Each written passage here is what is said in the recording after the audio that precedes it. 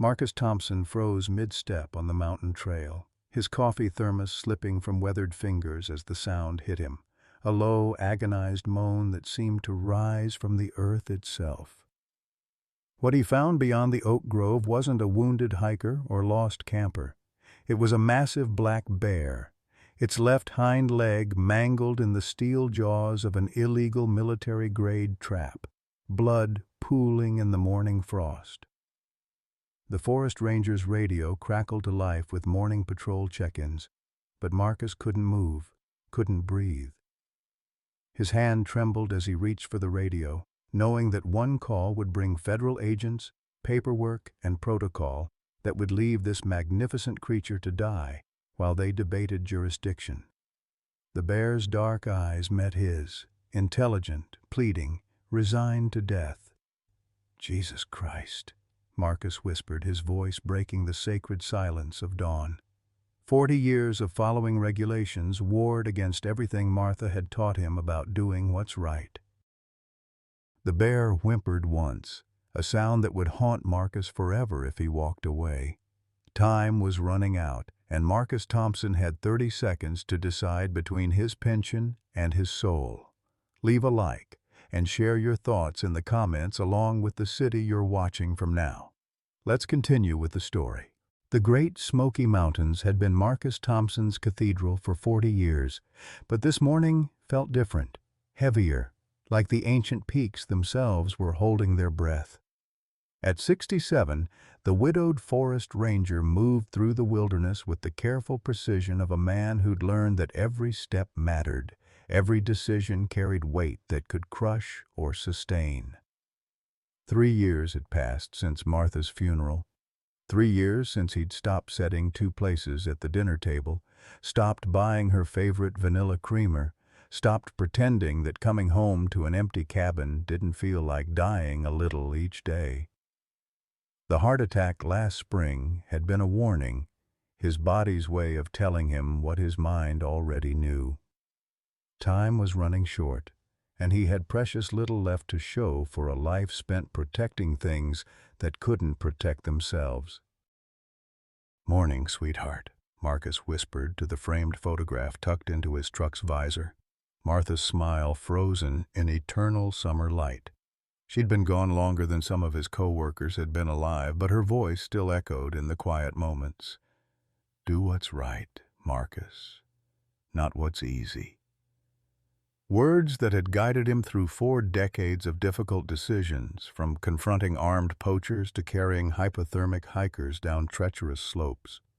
His radio buzzed with the familiar morning chatter, other rangers checking in from their sectors, reporting overnight incidents and weather conditions. Marcus knew every voice, every territory, every mile of the 522,000 acres that made up his world. But lately, that world felt smaller, lonelier, like walls closing in around a man who'd spent his life in open spaces. The retirement papers sat unsigned on his kitchen table, HR's deadline approaching like storm clouds.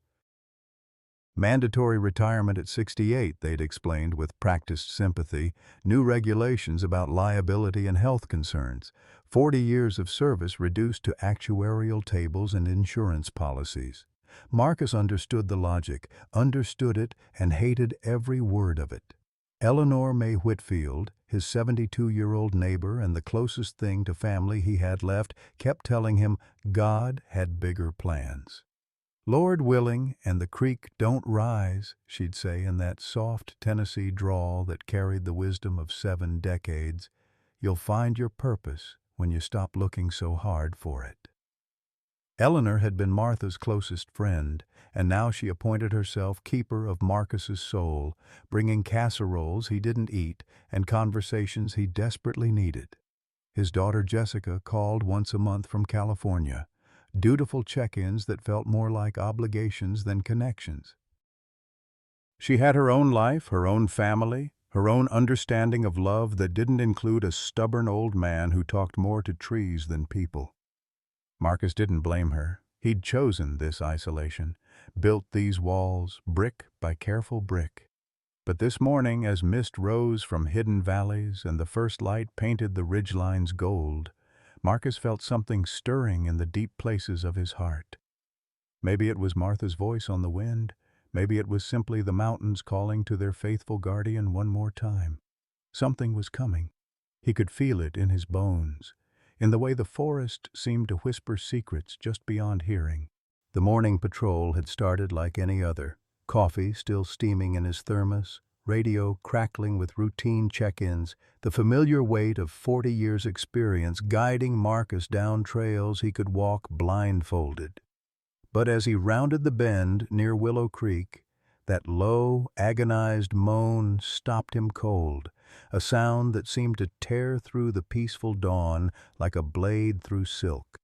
Marcus had heard every kind of distress call the mountains could produce: injured hikers crying for help, lost children calling for their parents, the death screams of prey animals. This was different. This was suffering given voice, raw and primal and utterly heartbreaking. His ranger instincts kicked in immediately, hand moving to his radio even as his feet carried him toward the source of that terrible sound. What he found in the small clearing beyond the oak grove defied every protocol he'd memorized, every regulation he'd followed religiously for 4 decades.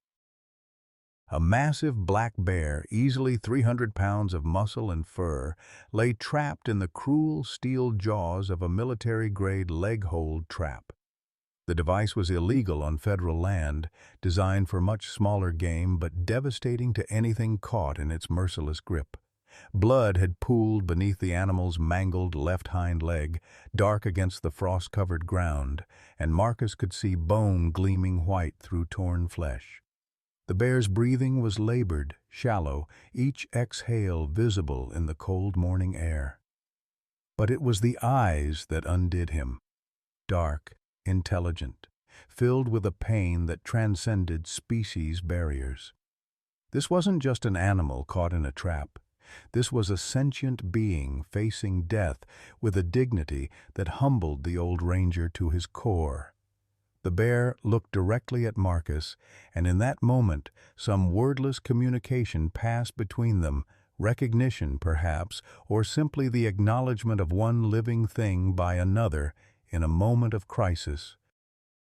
Marcus's radio crackled to life with the morning check-in from dispatch. "Sector 7, this is base. Status report over." His hand froze on the device, thumb hovering over the transmit button. Protocol demanded he call it in immediately. Injured wildlife, illegal trapping equipment, potential crime scene. The federal agents would arrive within hours, followed by wildlife services, followed by enough red tape to strangle an elephant. They'd debate jurisdiction while the bear died, argue about proper procedures while this magnificent creature bled out in the morning sun. "Sector 7, please respond," the radio insisted, and Marcus felt the weight of 40 years pressing down on him like the mountain itself.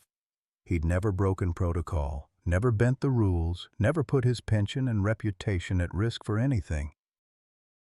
But Martha's voice whispered in his memory, "Do what's right, Marcus, not what's easy." The bear whimpered, a sound so heartbreakingly human that Marcus felt something crack inside his chest. In that moment, regulations and retirement benefits and federal protocols seemed as insignificant as dust motes in sunlight. This was bigger than bureaucracy, more important than his own security. This was about the fundamental choice between following orders and following conscience. "Base, this is Sector 7, Marcus finally responded, his voice steady despite the earthquake in his soul. "All clear on morning patrol. Continuing rounds, over." The lie felt like swallowing glass, but he'd committed now. There was no turning back. Moving slowly to avoid startling the trapped animal, Marcus approached with the careful deliberation of a man who'd spent decades reading wildlife behavior. The bear watched him but didn't struggle, as if understanding that this human meant no harm. Up close, Marcus could see the full extent of the damage. The trap had nearly severed the leg completely, tendons hanging like broken guitar strings, blood loss severe enough to threaten the animal's life. "Easy now, big fella," Marcus murmured, his voice taking on the same gentle tone he'd used with Martha during her worst pain-filled nights. I know it hurts. I'm going to help you, but I need you to trust me." The bear's ears flicked at the sound of his voice, and incredibly, the massive head relaxed slightly, as if the animal truly understood. Marcus had emergency medical supplies in his pack: bandages, antiseptic, even a small hydraulic jack he carried for trail maintenance. The jack might be strong enough to pry open the trap's jaws, but the process would be agonizing for the bear and dangerous for them both. One wrong move, one moment of panic, and those powerful claws could end Marcus's 40-year career permanently. But as he looked into those intelligent, dark eyes, Marcus Thompson made the decision that would change both their lives forever. Protocol be damned, regulations be damned, pension be damned. Some things mattered more than rules, and saving this magnificent creature was one of them. He'd face the consequences later. Right now, there was a life to save. And that was all that mattered in the world. 3 weeks after the rescue, Marcus woke to a sound that made his heart skip: the distinctive rumbling call that Bear used only when approaching his cabin. Dawn was breaking over the Great Smoky Mountains, painting the sky in soft pastels that reminded Marcus of Martha's watercolor paintings, but his attention was entirely focused on the massive silhouette moving through the tree line behind his property. Bear emerged from the forest carrying something in his mouth, and as he drew closer, Marcus could see it was a large trout, still glistening with creek water. The animal approached the cabin with the careful confidence of someone visiting a dear friend, his movements fluid and graceful despite the healing wound on his left leg. When he reached the edge of Marcus's small yard, Bear gently placed the fish on the ground and looked directly at the cabin windows, as if announcing his arrival. Marcus stepped onto his porch, coffee mug forgotten in his hand, watching in amazement as this 300-pound predator displayed the kind of thoughtfulness usually reserved for domesticated pets. "Well, I'll be damned," he whispered. Then louder, "Morning, big fella. That's mighty generous of you." Bear's ears perked up at the sound of Marcus's voice, and he settled onto his haunches in what Marcus had come to recognize as the animal's relaxed posture. For several minutes, they simply regarded each other across the small distance that separated human civilization from wild nature, and Marcus felt something he hadn't experienced since Martha's death: the profound peace that comes from being truly understood by another living being. From her kitchen window next door, Eleanor May Whitfield witnessed this extraordinary exchange with the wonder of someone watching a miracle unfold.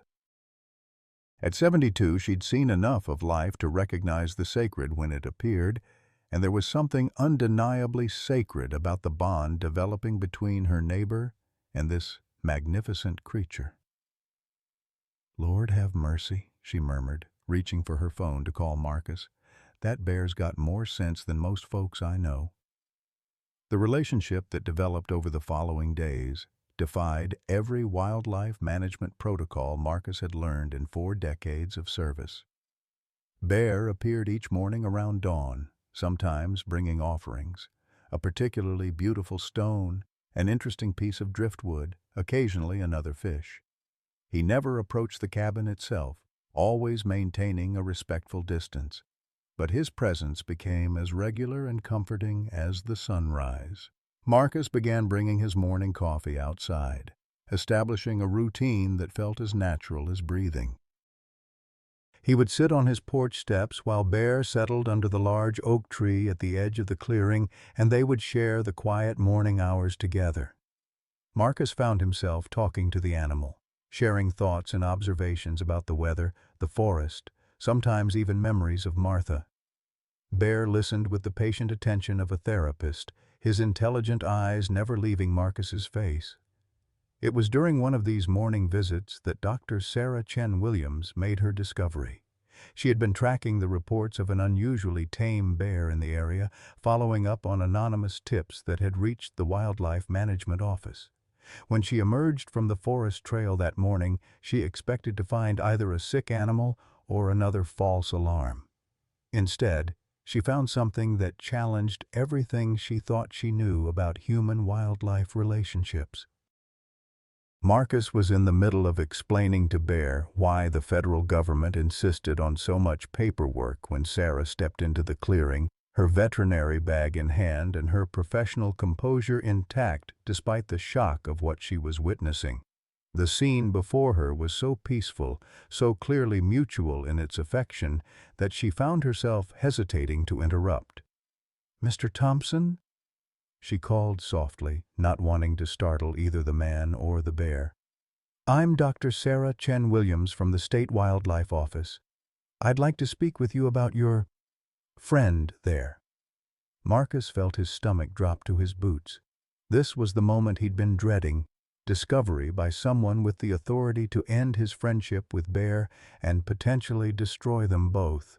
But as he looked at the young veterinarian's face, he saw curiosity rather than condemnation, professional interest rather than bureaucratic judgment.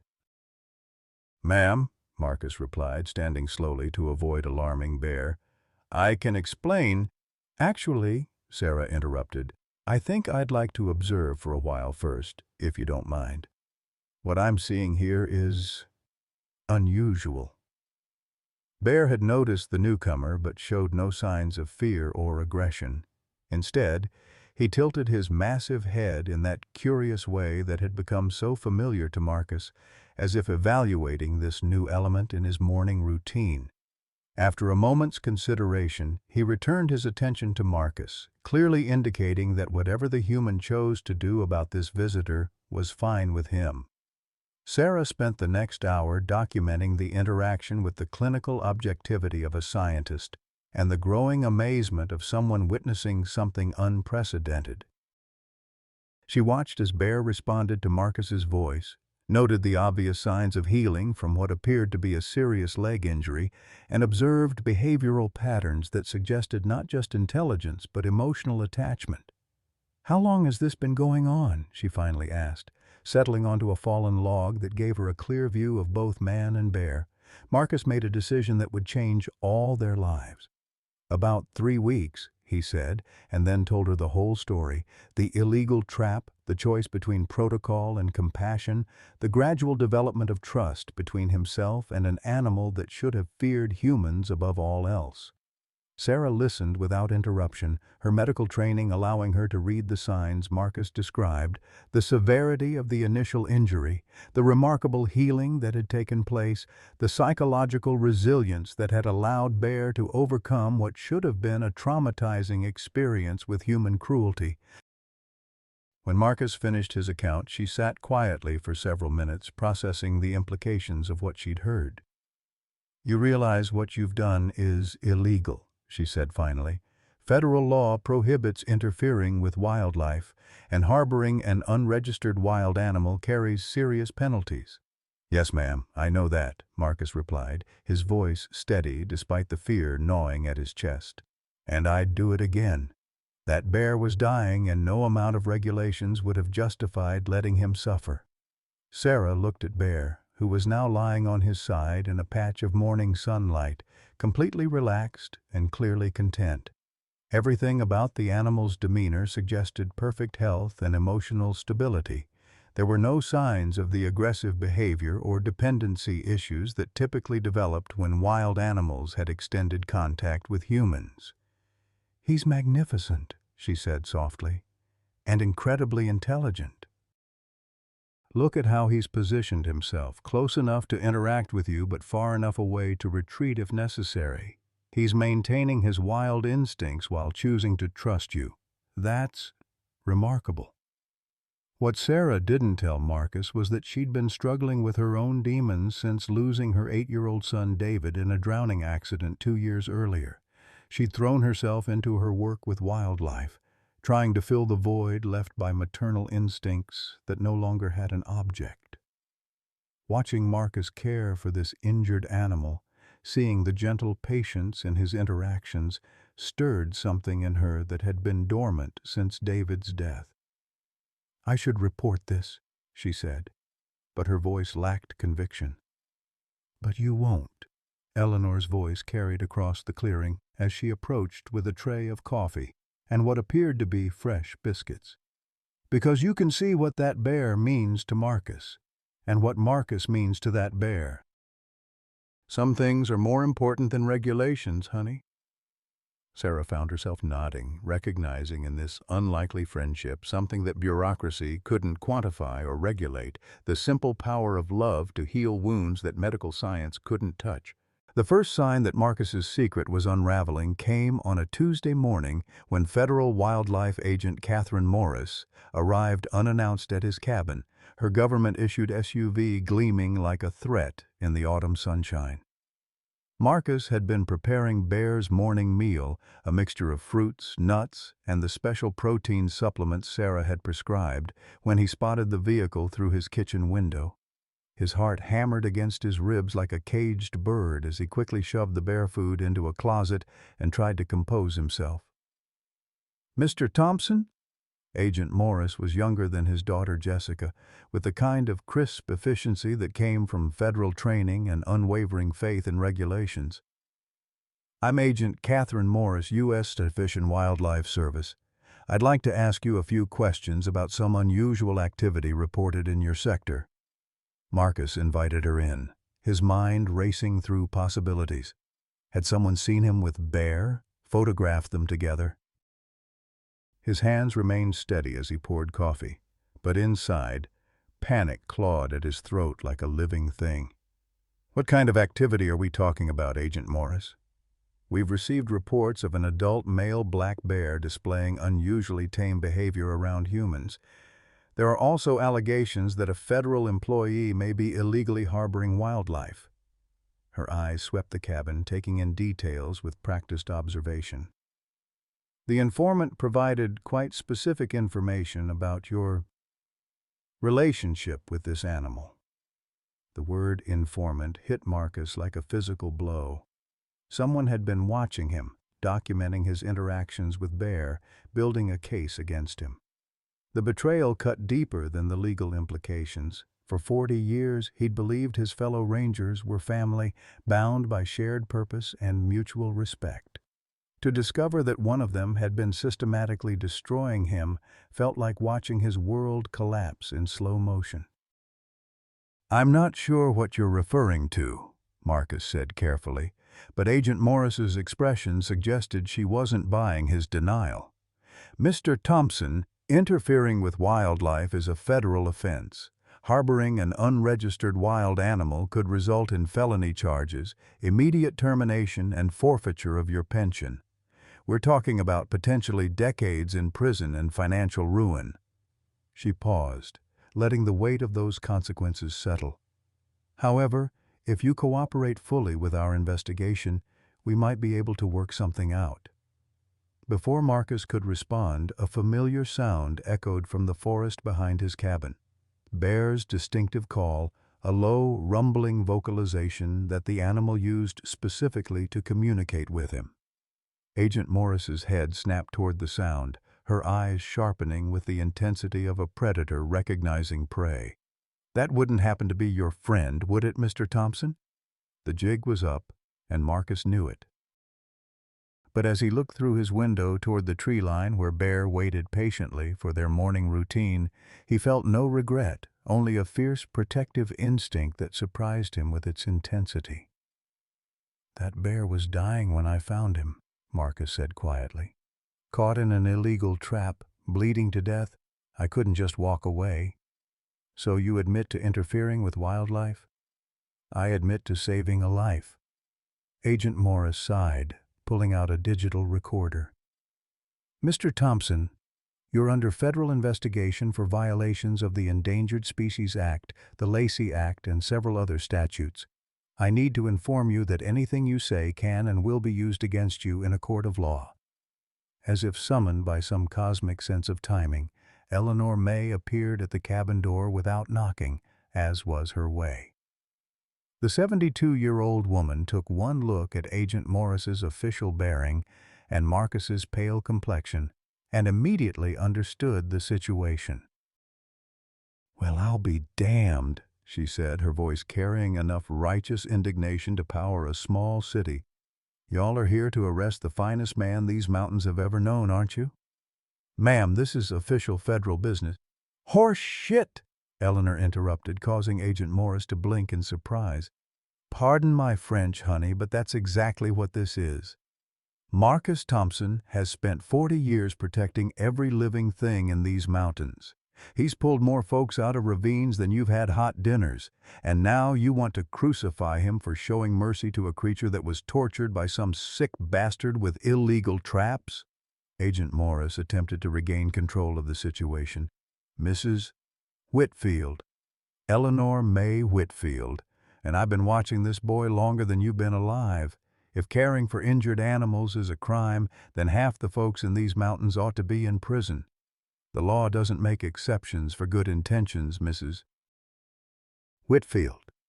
Eleanor's laugh was sharp as winter wind. The law, honey. Let me tell you about the law. The law says you can't set military-grade traps on federal land, but somebody did. The law says you can't torture animals for profit, but somebody was.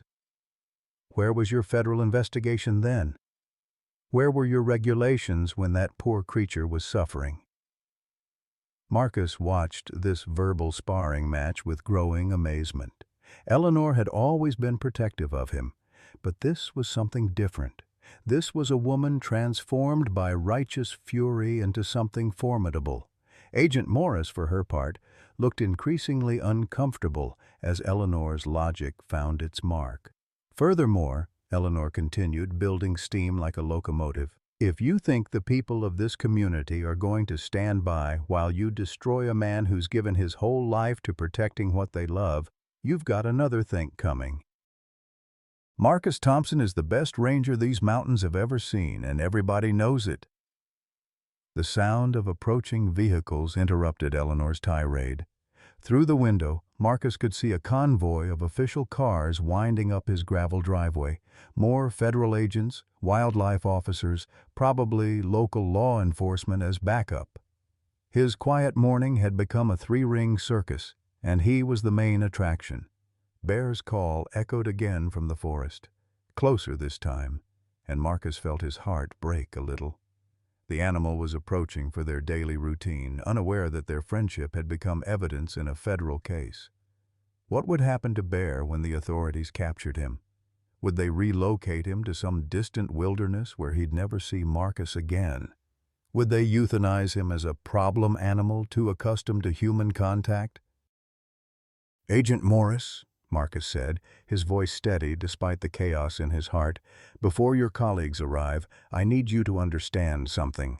That bear out there isn't just some wild animal I've been feeding. He's intelligent, loyal, and more trustworthy than most humans I've known. He's saved my life in ways you couldn't possibly understand. Mr. Thompson, 3 weeks after I freed him from that trap, he started showing up here every morning. Not begging for food, not causing trouble, just checking on me. When I had chest pains last month, he stayed right outside my cabin all night, like he was standing guard. When hikers got lost in Sector 7, he led me straight to them. You want to talk about the law? This bear has done more to protect human life than half the rangers on your payroll. Agent Morris's expression softened slightly, but her duty remained clear. I understand your attachment, Mr. Thompson, but the law is the law. Wild animals belong in the wild, not forming emotional bonds with humans.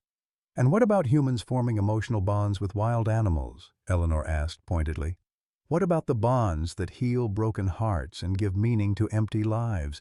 What about the kind of love that transcends species and reminds us what it means to be human?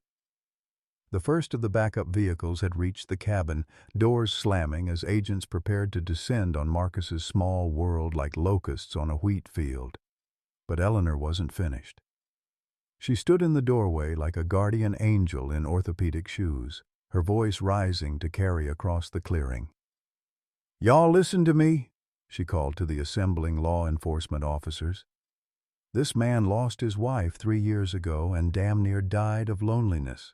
That bear out there brought him back to life, gave him purpose again, reminded him what it means to care for something other than himself. If that's a crime, then we're all criminals, because that's what love looks like. Messy, inconvenient, and completely outside your precious regulations. Marcus felt tears threatening for the first time since Martha's funeral, overwhelmed by Eleanor's fierce loyalty and the terrible certainty that his world was about to end. But even as federal agents surrounded his cabin and prepared to tear apart the most meaningful relationship he'd had in years, he couldn't bring himself to regret a single moment of his friendship with Bear. Some things were worth the consequences, some bonds were stronger than laws, and some friendships were worth losing everything to protect. The confrontation exploded into chaos when Derek "Bulldog" Hartwell emerged from the forest like a specter from Marcus's worst nightmares, his weathered face twisted with 15 years of accumulated rage and a hunting rifle cradled in his arms like a lover. Marcus hadn't seen his former partner since Derek's termination from the Park Service 5 years ago. But the man approaching through the morning mist looked like something carved from bitterness and bourbon.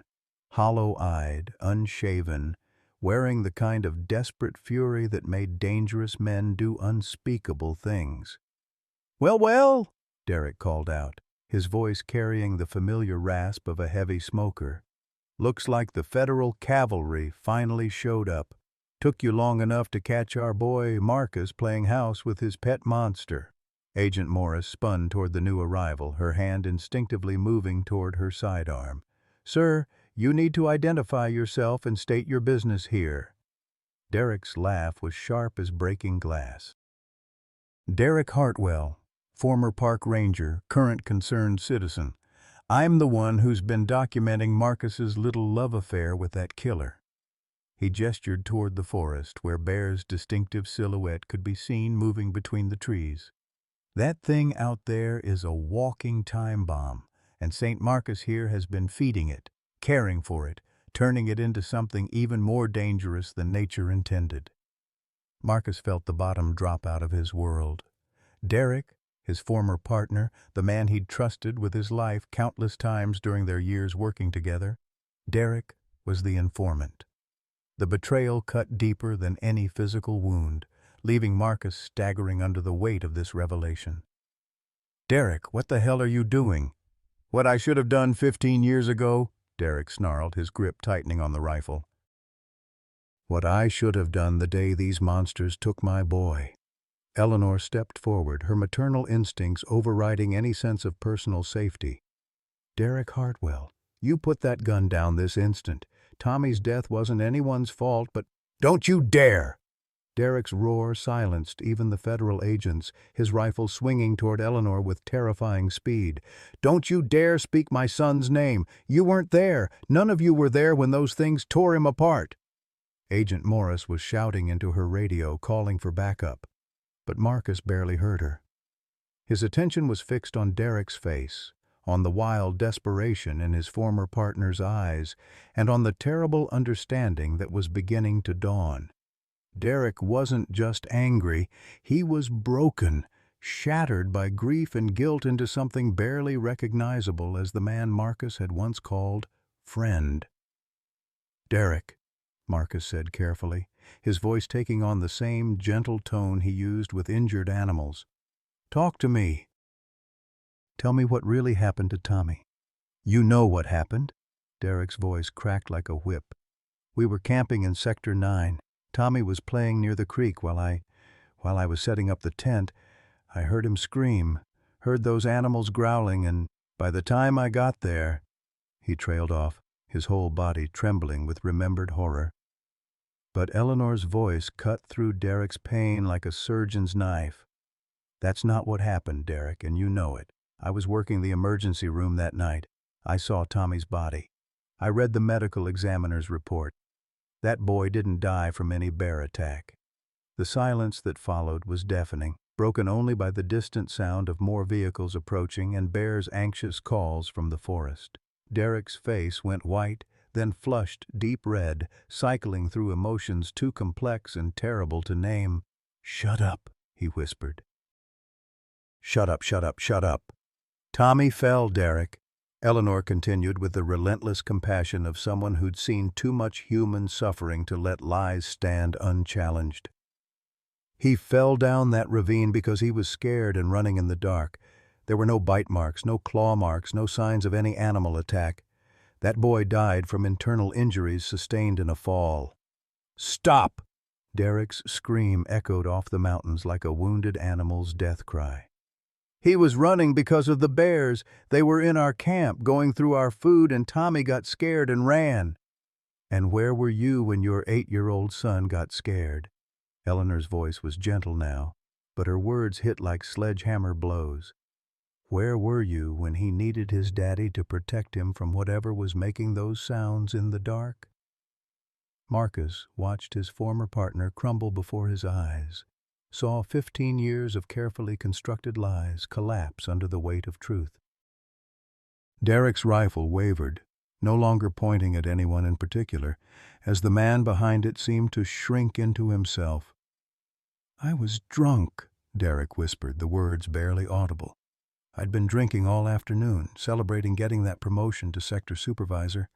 Tommy kept asking me to check the noises around the camp, kept saying he was scared, but I told him real men don't get scared of shadows."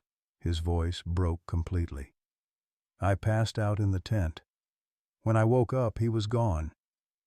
The confession hung in the air like smoke from a funeral pyre, and Marcus felt his heart breaking for both Derek and the little boy who died 15 years ago. But even as sympathy stirred in his chest, he could see the rifle still clutched in Derek's hands, could see the wild desperation in his eyes that spoke of a man who'd gone too far down a dark path to find his way back. "Derek," Marcus said softly, "Tommy's death wasn't your fault." "You made a mistake, but you didn't—" "It was the bears!" Derek roared, his grief and guilt exploding into rage. "If they hadn't been in our camp, Tommy never would have run. If these mountains weren't crawling with killers, my boy would still be alive. And now you're making more of them, training them to come closer to humans, making them bolder, more dangerous." Bear's calls were getting closer now, and Marcus could see the animal moving through the trees toward the cabin, drawn by the sound of Marcus's voice and the scent of breakfast that would never come. The federal agents were taking positions around the clearing, but none of them understood what Marcus knew with crystal clarity. Derek wasn't just here to expose Marcus's secret. He was here to finish what he'd started 15 years ago, to make someone pay for the guilt that had been eating him alive ever since Tommy's death. "You want to know why I've been watching you, Marcus?" Derek's voice took on a conversational tone that was somehow more terrifying than his screaming. "You want to know why I've been documenting every moment you spend with that monster? Because I've been waiting for this day, waiting for the perfect moment to show the world what happens when good men make bad choices." Sarah's voice cut through the tension as she emerged from the tree line, carrying her veterinary bag and moving with the quick confidence of someone accustomed to medical emergencies. "What's going on here? I heard shouting and—" She stopped mid-sentence as she took in the scene. Federal agents with drawn weapons, Derek with his rifle, Marcus standing like a statue in the middle of it all. "Dr. Williams," Agent Morris called out, "you need to get back to safety. We have a potentially dangerous situation here." But Sarah's attention was fixed on Derek, her medical training allowing her to read the signs Marcus was only beginning to recognize. "Derek, you're hyperventilating. Your pupils are dilated and you're showing signs of severe psychological distress. You need to put the weapon down and let us help you." "Help me?" Derek's laugh was bitter as winter wind. "Like you help by treating that monster? Like you help by making it stronger, healthier, more capable of killing?" His rifle swung toward Sarah, and Marcus felt his heart stop. "You're all accomplices. All of you are responsible for what's coming." That's when Bear appeared at the edge of the clearing, his massive form moving with surprising grace through the underbrush. The animal seemed to sense the tension in the air, his dark eyes scanning the assembled humans with intelligence that bordered on the supernatural. When his gaze found Marcus, Bear's entire demeanor changed. Ears forward, head tilted in that curious way that had become so familiar, a low, rumbling vocalization that was part greeting, part question. The sight of the bear transformed Derek completely. Gone was the broken man, confessing his failures. In his place stood something primal and terrible, 15 years of repressed guilt and manufactured hatred, crystallizing into pure, murderous intent. "There it is," Derek whispered, raising his rifle with steady hands. "There's the killer." "Derek, no!" Marcus stepped forward, placing himself between Derek and Bear, his arms spread wide. "That bear has never hurt anyone. He's gentle, intelligent, more human than—" "More human than what, Marcus? More human than the man who let his son die? More human than the coward who's been hiding behind lies for 15 years? Derek's finger found the trigger, and Marcus could see death approaching like storm clouds on a clear day. "Maybe you're right. Maybe that thing is more human than me, but it's still going to die for what its kind did to my boy."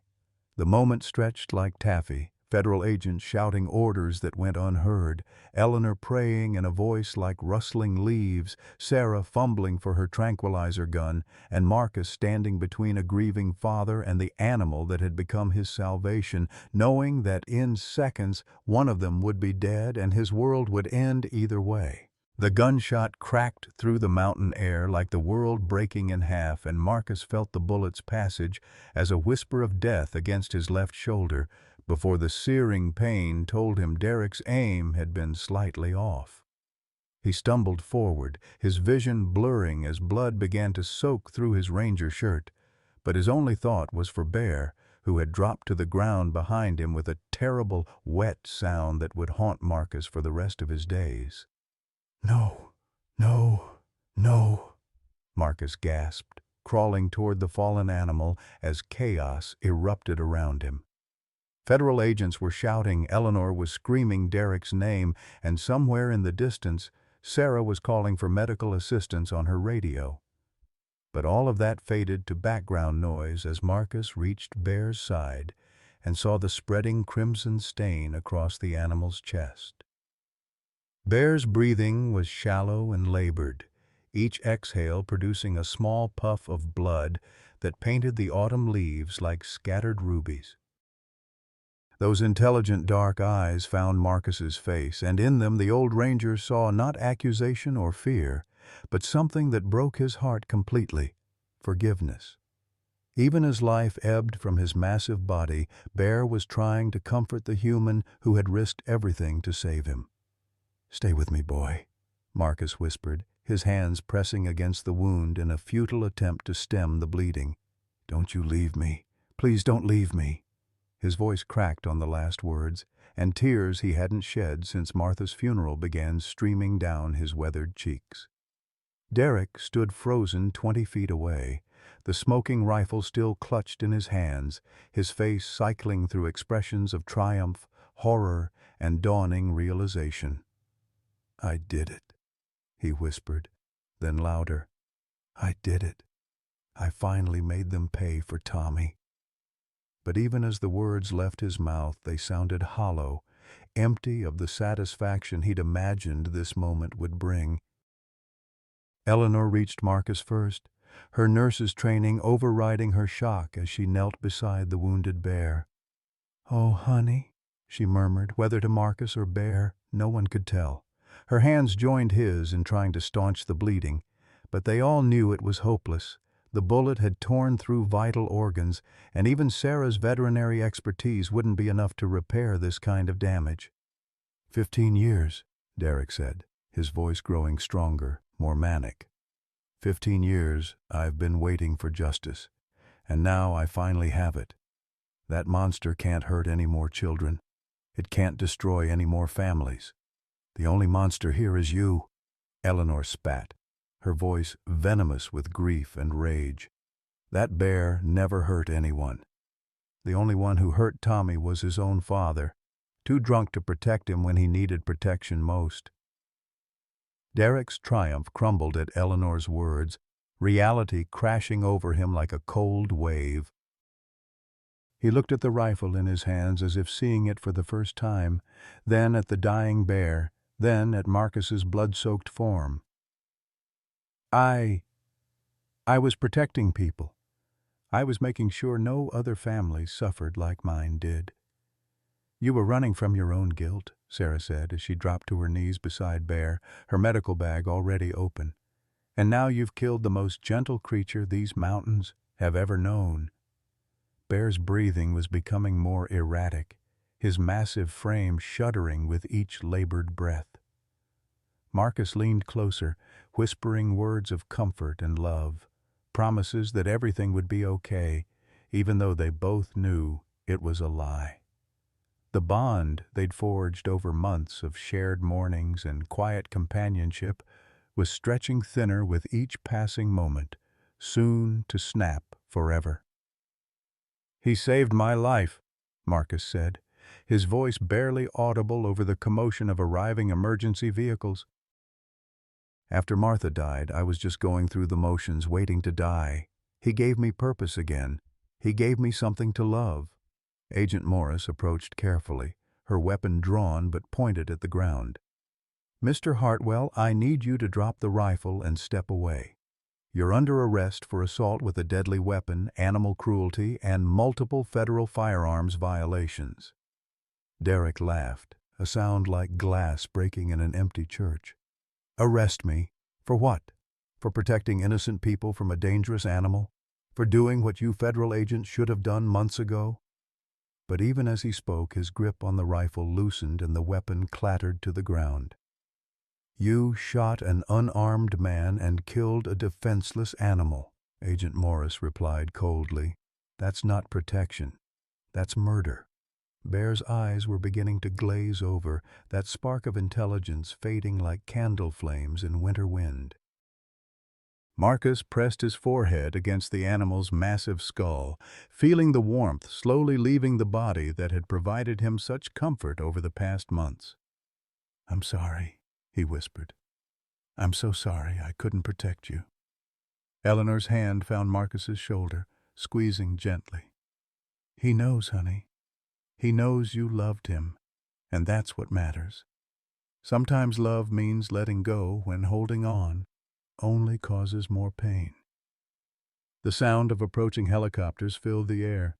Medical evacuation for Marcus, probably additional federal support for the crime scene that his quiet cabin had become.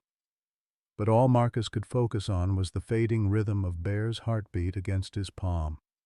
The way the animal's breathing was becoming more and more irregular. Derek was on his knees now, federal agents moving to restrain him, but he seemed oblivious to their presence. "Tommy," he whispered, staring at Bear's dying form. "Oh God, Tommy, what have I done? What have I become?" The admission hung in the air like incense in a funeral parlor, heavy with grief and recognition of sins that could never be undone. Derek had spent 15 years constructing elaborate justifications for his hatred, building walls of blame and anger to hide from the truth of his own failures. Now, watching an innocent creature die because of his choices, those walls were crumbling, leaving him naked and defenseless against the guilt he'd been running from. Bear's breathing stopped with a soft sigh, like air escaping from a punctured balloon. The forest seemed to hold its breath in that moment, as if the mountains themselves were mourning the loss of one of their most noble residents. Marcus felt something fundamental break inside his chest, a pain sharper than the bullet wound in his shoulder, deeper than the grief he'd carried since Martha's death. "He's gone," Sarah said softly, her professional composure cracking as tears streamed down her face. "I'm sorry, Marcus.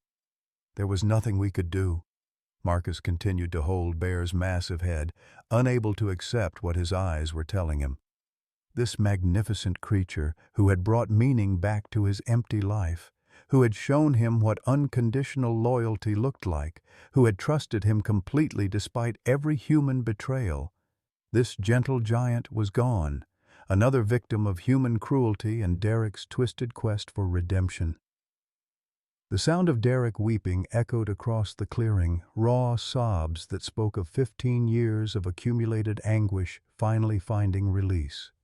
But for Marcus, there were no tears left, only a hollow emptiness where his heart used to be, and the terrible knowledge that he had failed the one thing that mattered most to him in the world. Bear was dead, and with him, Marcus Thompson's last reason for living. The miracle began with a sound so soft that Marcus almost missed it beneath the chaos of federal agents, arriving paramedics, and Derek's broken sobbing, a faint, wet wheeze that seemed to come from Bear's motionless form. Marcus had been kneeling beside the animal for what felt like hours, but had probably been only minutes, his hand resting on the massive chest that he was certain had stopped rising and falling forever.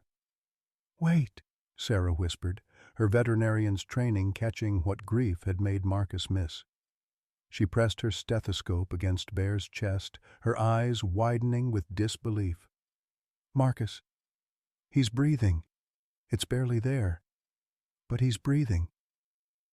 The words hit Marcus like lightning, jolting him from the numb acceptance of loss into desperate hope.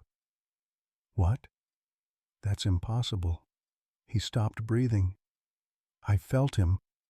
"He went into shock," Sarah said, her hands already moving with practiced efficiency, checking pulse points and examining the wound with new urgency. "The bullet passed through muscle and soft tissue, but it missed the heart and lungs. He's lost a lot of blood, but if we can get him stabilized."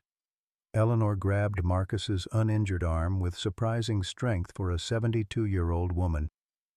"The Lord works in mysterious ways, honey. Sometimes what looks like death is just sleep waiting for the right moment to wake up." But even as hope flared in Marcus's chest, Agent Morris was shaking her head with bureaucratic certainty. "I'm sorry, but this animal has been involved in a federal crime scene. Even if it survives, it will have to be euthanized. It's too dangerous to remain in the wild after this level of human contact." "Like hell it will," Eleanor snapped, her grandmother voice taking on the authority of someone who'd faced down bureaucrats for 7 decades. "That bear hasn't done anything but trust the wrong species." "You want to kill him for being shot by a madman?" The sound of approaching rotors drew everyone's attention skyward as a medical helicopter circled the clearing, looking for a place to land. Marcus's shoulder wound needed immediate attention, but he refused to leave Bear's side until he knew the animal would survive. The irony wasn't lost on him. He'd spent months protecting Bear from discovery, only to have their secret relationship become front-page news in the most violent way possible. Derek had been handcuffed and placed in the back of a federal vehicle, but his voice still carried across the clearing. "I want to confess," he was saying to Agent Morris. "Not just about today. About everything. The traps, the hunting operation, all of it." Marcus looked up from Bear's labored breathing to stare at his former partner. Derek's face was streaked with tears and dirt, his eyes holding a clarity that had been absent for years. The man who had seemed consumed by murderous rage just minutes before now looked broken and strangely peaceful, as if violence had purged something toxic from his soul. "There's a hunting camp about 15 miles north of here," Derek continued, his voice gaining strength. "Hidden in the old mining caves. We've been processing bears there for 3 years, selling parts to buyers in Chicago and New York. I've got records, names, bank accounts, everything you need to shut down the whole operation." Agent Morris exchanged glances with her colleagues, suddenly realizing that this incident was connected to something much larger than one man's relationship with a wild animal. "Mr. Hartwell, are you saying you've been operating an illegal hunting ring on federal land?" "I'm saying I've been a fool for 15 years, Derek replied, his voice heavy with exhaustion and grief. "I blamed bears for my son's death when the only person responsible was staring back at me in the mirror every morning. I turned my guilt into a weapon and used it to justify things that would make Tommy ashamed to call me his father." Sarah was working frantically to stabilize Bear's vital signs, using equipment from her emergency kit to establish an IV line and administer pain medication. The animal remained unconscious, but breathing, his massive frame rising and falling with the steady rhythm that had become as precious to Marcus as his own heartbeat. "We need to get him to my clinic," Sarah said, looking up at Agent Morris with professional determination. "I have the facilities to perform surgery and the expertise to save his life. But I need permission to transport him, and I need it now." "Absolutely not," Agent Morris replied. "This animal is evidence in a federal investigation. It cannot be moved without proper authorization." Eleanor stepped forward, her small frame radiating the kind of moral authority that had cowed 3 generations of mountain folk. "Agent Morris, honey, that bear is not evidence. He's a victim.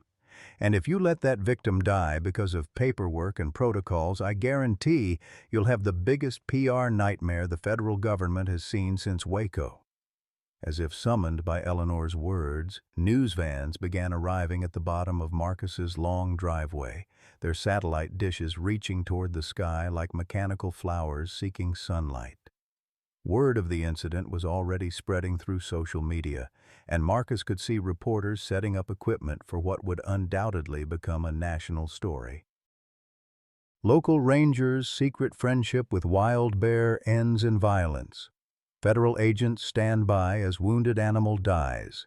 Hero bear shot by deranged ex-ranger. Marcus could already see the headlines, each one designed to turn their quiet mountain tragedy into entertainment for the masses. Sarah's radio crackled with an incoming call from her clinic. "Dr. Williams, this is Jenny. We're getting calls from news stations asking about a wounded bear. Do you want me to prepare the surgical suite?" "Yes," Sarah replied without hesitation, then looked directly at Agent Morris. "I'm taking this bear to my clinic. You can arrest me, charge me with federal crimes, or do whatever bureaucratic dance makes you feel important. But I took an oath to preserve life, and that's exactly what I'm going to do." Agent Morris found herself in an impossible position. The media attention was already building, and the optics of preventing medical care for a wounded animal would be catastrophic. But protocol demanded that evidence remain under federal control, and a living bear, with a documented relationship to a human, presented unprecedented complications. The solution came from an unexpected source. Derek's voice carried across the clearing one more time, stronger now, and filled with a clarity born of complete confession. "Agent Morris, I hereby formally confess to shooting that bear in a fit of temporary insanity brought on by 15 years of untreated psychological trauma. The animal was not aggressive, posed no threat to anyone, and was shot without provocation or justification. I waive all rights to legal representation and request immediate psychological evaluation." The formal confession changed everything. Derek had just provided the federal government with a clear narrative. Deranged ex-employee shoots innocent animal and wounds respected ranger during psychotic break. The bear transformed from potential evidence to sympathetic victim, and Marcus from suspect to hero. "Furthermore," Derek continued, "I want it on record that Marcus Thompson is the finest ranger these mountains have ever known. His relationship with that bear was based on compassion and mutual respect. If anyone should be prosecuted, it's me for destroying something beautiful out of my own inability to face the truth about my son's death." Marcus watched his former partner with amazement and growing understanding. Derek's confession wasn't just about legal strategy. It was about redemption, about finally telling the truth after 15 years of lies. The man who had seemed like a monster was revealing himself to be just another broken soul seeking absolution. "Transport authorization granted," Agent Morris said quietly, her radio already crackling with calls from her superiors who were undoubtedly watching news coverage and calculating political damage. "Dr. Williams, you have federal permission to provide emergency medical care to this animal. Mr. Thompson, you'll need to accompany the bear as a material witness, but you're no longer considered a suspect in this investigation." As paramedics finally reached Marcus to treat his shoulder wound, he kept his eyes fixed on Bear's chest, counting each precious breath like rosary beads. Sarah was orchestrating the complex process of transporting a 300-pound unconscious bear to her veterinary clinic, while Eleanor fielded phone calls from reporters with the skill of a seasoned press secretary. But it was Derek's voice that Marcus heard most clearly as the medical helicopter prepared to airlift them to Sarah's clinic. "Marcus," his former partner called out, "I'm sorry for everything. That bear, he made you happy, didn't he? He gave you something to live for." Marcus nodded, unable to speak around the emotion clogging his throat.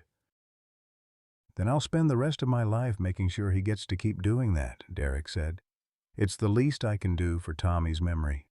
The least I can do to honor what love actually looks like." As the helicopter lifted off with Marcus and Bear aboard, Marcus looked down at the chaos surrounding his cabin and realized that sometimes the worst moments in life were also the moments when everything changed for the better.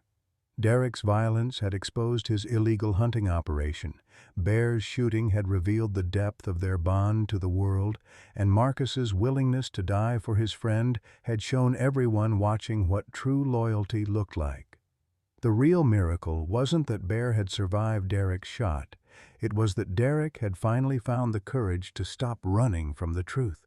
3 months later, on a crisp February morning that painted the Great Smoky Mountains in shades of silver and gold, Marcus Thompson stood at the edge of his rebuilt life and marveled at how completely everything had changed. The media circus had finally moved on to fresher tragedies. The federal investigation had concluded with Derek's conviction and the dismantling of his illegal hunting operation, and the world had largely forgotten about the ranger and his bear who had captured headlines for 2 weeks in October. But here in the mountains, where time moved differently and memories ran deeper than rivers, nothing had been forgotten. If anything, the story had grown richer, more meaningful, like wine aging in mountain caves. Bear, officially named Redemption now thanks to Eleanor's suggestion and a formal petition signed by half the county, had not only survived his surgery but thrived in ways that amazed even Sarah's veterinary expertise. The recovery had been miraculous in every sense of the word. Sarah's 3-hour surgery had repaired the muscle damage and removed bone fragments, but it was the weeks that followed that truly defied medical explanation. Bear had healed faster than any wild animal Sarah had ever treated, as if his connection to Marcus provided some mystical accelerant to the natural healing process. More remarkably, he had shown no signs of trauma or fear-based aggression despite Derek's violent attack. "He forgives," Sarah had told Marcus during one of their daily visits to the clinic. "I've never seen anything like it. Most animals that survive something like this carry psychological scars for life. But Redemption, it's like he understands that Derek was sick, not evil, like he can separate the act from the person." Marcus had understood exactly what she meant. During the long nights he'd spent sleeping on the floor beside Bear's recovery cage, he'd seen the same forgiveness in those intelligent dark eyes. No accusation for failing to protect him, no fear of the humans who had caused his pain, just patience and trust that everything would work out as it was meant to. The transformation in Marcus himself had been equally profound. The shy, lonely widower who had been counting down days to forced retirement had become something he'd never expected, a symbol of hope for anyone who had ever felt forgotten by the world. Letters arrived daily from around the country, from other widowed seniors who found inspiration in his story, from conservation groups wanting to fund his work, from children who drew pictures of him and Bear walking together through cartoon forests. But the most important letter had come from California, written in his daughter Jessica's careful handwriting. Dad, I had no idea how alone you've been since Mom died. I should have called more, visited more, been a better daughter. When I saw you on the news, protecting Redemption, I saw the man Mom fell in love with, brave, compassionate, willing to sacrifice everything for love. I'm moving back to Tennessee. My kids need to know their grandfather, and you need family who appreciates what an extraordinary man you are. Eleanor had cried when Marcus read her that letter, tears of joy streaming down her weathered cheeks as she proclaimed it the Lord's own answer to years of prayer. That bear didn't just save your life, honey, she'd said. He saved your whole family. Sometimes angels come in the most unexpected packages. The nonprofit organization had been Jessica's idea, born during her first visit back home when she'd seen the piles of donations and offers of support flooding Marcus's mailbox. Redemption Wildlife Sanctuary had started as a simple website and a bank account, but within weeks it had grown into something remarkable, a legitimate conservation organization with enough funding to purchase Derek's former hunting grounds and transform them into protected habitat. Sarah had quit her job with the state to become the sanctuary's full-time veterinarian, her grief over her lost son finally finding purpose in protecting other families from similar loss. The irony wasn't lost on any of them that Derek's violence had ultimately created more protection for wildlife than decades of traditional conservation efforts. But perhaps the most remarkable change had come in Derek himself. Prison had been cruel to the broken man, but it had also been cathartic. The letters he wrote to Marcus from his federal cell were filled with a clarity and peace that his former partner had never possessed as a free man. Derek had embraced his punishment as a form of penance, spending his time writing detailed accounts of the illegal hunting network he'd created and helping federal investigators dismantle similar operations across the Southeast. I understand now what I was really angry about, Derek had written in his most recent letter. It wasn't bears that killed Tommy. It was my own failure as a father. Bears were just convenient scapegoats for guilt I couldn't face.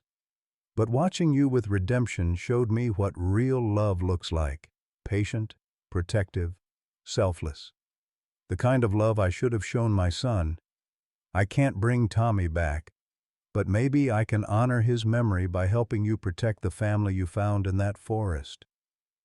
The family Derek referenced had grown beyond anything Marcus could have imagined.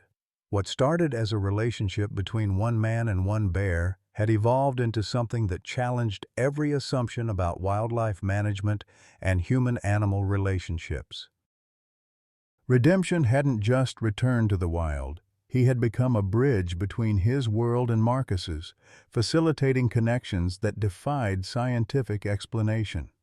It had begun during Redemption's final weeks at Sarah's clinic, when other injured wildlife began arriving at an unprecedented rate.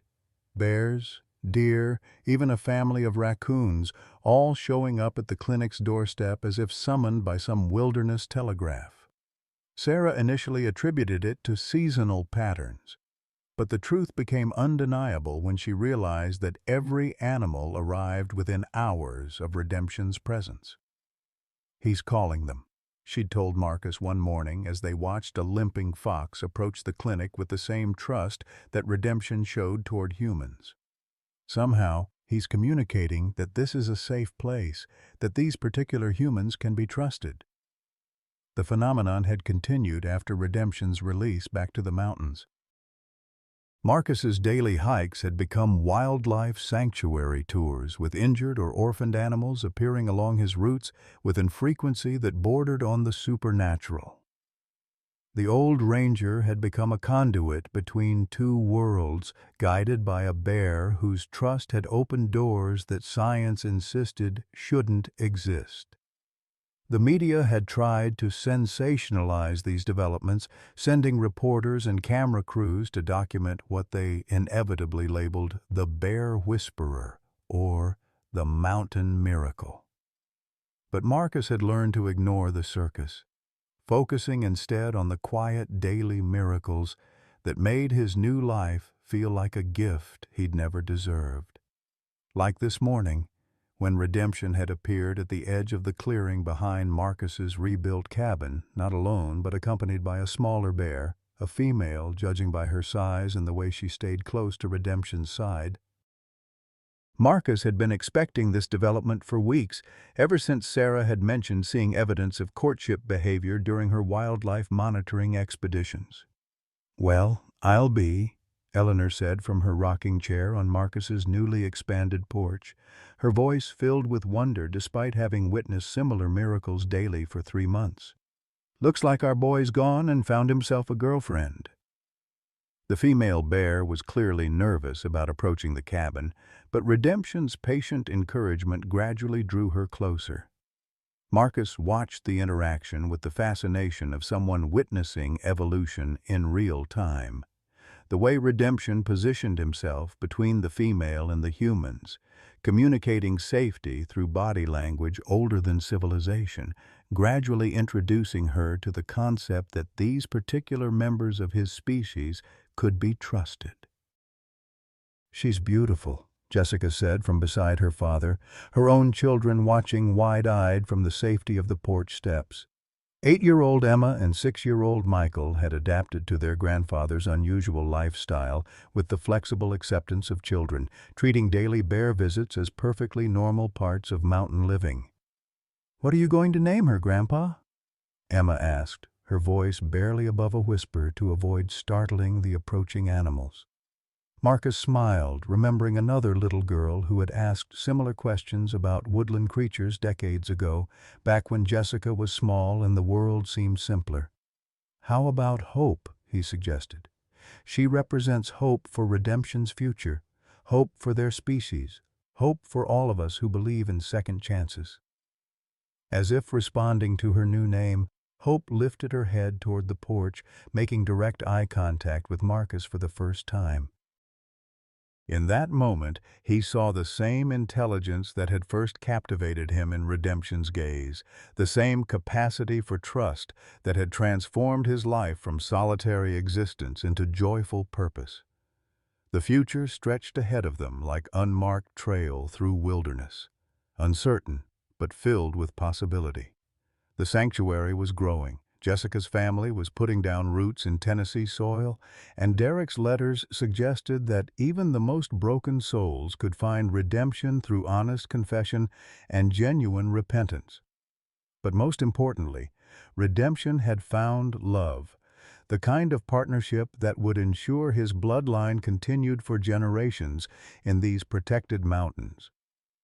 Marcus thought of Martha, wondered if she could see how the love she'd taught him had rippled outward to embrace an entire ecosystem of healing and hope. As the two bears settled down at the edge of the clearing for their morning visit, Marcus felt the last pieces of his broken heart click back into place. He was no longer the lonely widower counting days until forced retirement. He was a grandfather, a conservationist, a bridge between worlds, and the guardian of a love story that had captured the imagination of a nation.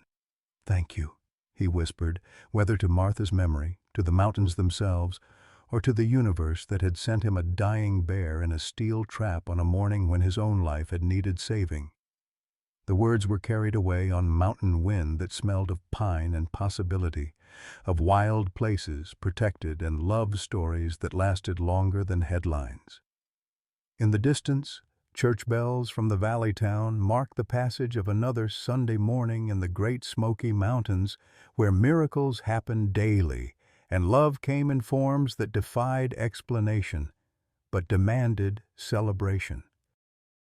Marcus Thompson had found his purpose, his family had found its way home, and somewhere in the federal prison system, Derek Hartwell was learning that redemption was possible for anyone brave enough to tell the truth about their failures. The story that had begun with violence and betrayal had transformed into something beautiful, a testament to the power of forgiveness, the wisdom of animals, and the endless capacity of the human heart to heal when given something worthy of love. Marcus Thompson's story reminds us that life's most beautiful chapters often begin when we think the book is ending. At 67, facing forced retirement and drowning in loneliness after losing his beloved Martha, Marcus felt invisible, forgotten, convinced his best days were behind him. Sound familiar? Then a dying bear changed everything. That moment when Marcus chose compassion over protocol, when he risked his pension to save a wounded creature, wasn't just about the bear, it was about saving himself.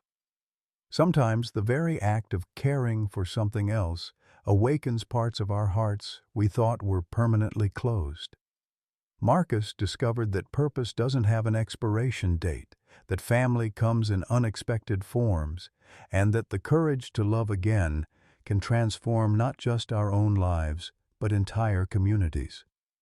His bond with redemption became a bridge between worlds, showing us that wisdom, experience, and the capacity for deep love are gifts that grow stronger with time, not weaker. The mountains taught Marcus what we all need to remember. It's never too late for a new beginning, never too late to matter, never too late to find something worth protecting with everything you have. What unexpected relationship or experience has given your life new meaning when you needed it most? Have you ever found purpose through caring for something or someone outside yourself? Share your story in the comments below. Your experience might be exactly what someone else needs to hear today.